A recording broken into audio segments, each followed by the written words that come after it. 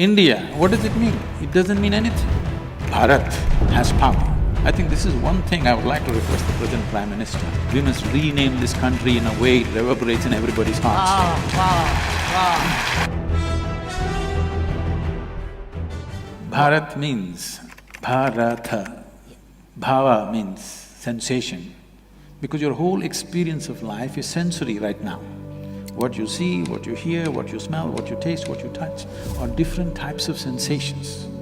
So sensation is the basis of your experience right now. This is the fundamental of your experience. Bha means sensation, out of which comes emotion. Ra means raga or the tune. The tune is not yours, the existence has already set the tune. You cannot set the tune. Now you have to just find the rhythm, which is the thala. If you find the right rhythm, you are a fantastic human being. If you miss the rhythm, you're crushed by the process of life. So we called this nation Bharata. One of the great kings of the past was Bharata. People say the country is named after him. No, he's named after the country. There are so many Bharats and Bharatis in this country. Their country is not named after them. They are named after this nationhood. Did we make a mistake then in converting our name from Bharat to India? A serious mistake, because you need to understand this. Whenever somebody occupies a nation, any conquering forces, when they take over certain nations, first thing they will do is they'll change your name. This is the technology of dominance. This is the technology of enslaving. If you look at the African-American history, when African people were brought in, the first thing is at the port, their names were changed. Whatever they had African names, they were taken away and some silly names will be given. That's what has been done to us. Thiruvananthapuram is Trivandrum, okay?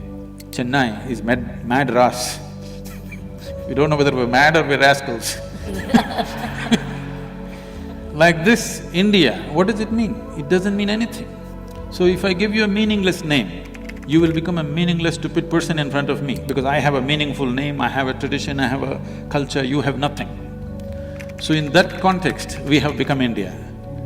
So at least when they left in 1947, the first thing we should have done is change the name in such a way that it resonates in some way in everybody's mind. Now you are using an English name for an Indian nation. Hardly 2–3% of us can speak English language in this country properly, okay? The remaining people are essentially left out.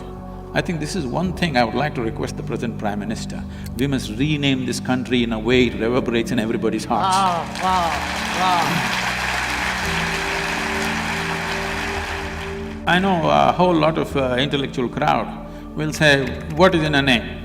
Okay, call yourself Tobu, call yourself Momo. People are doing that. Yes.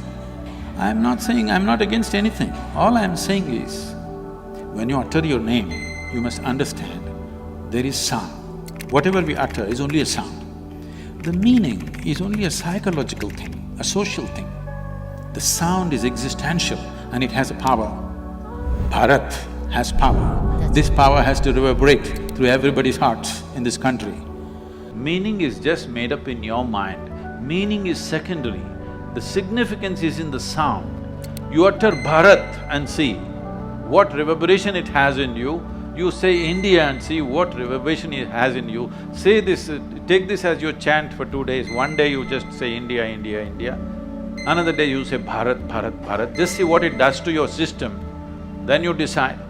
This was done with a very close observation, a deep understanding of the science of sound and form. When I say the science of sound and form, every sound has a form attached to it.